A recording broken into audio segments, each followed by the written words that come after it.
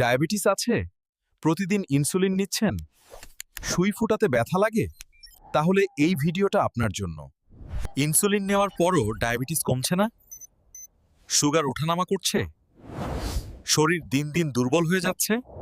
চোখে কম দেখছেন? চামড়া ঢিলা হয়ে যাচ্ছে? ক্লান্তি আর অবসাদ যেন পিছু ছাড়ছে না? যৌবন শেষ হয়ে যাচ্ছে মনে হচ্ছে? শরীরে একের পর এক রোগ জমছে? জীবনটা যেন ভারী হয়ে উঠছে। তাহলে সমাধান হতে পারে ন্যাচারাল ঔষধে। হ্যাঁ, আয়ুর্বেদিক ইউনানি ঔষধ আপনার সমস্যার সমাধান হতে পারে।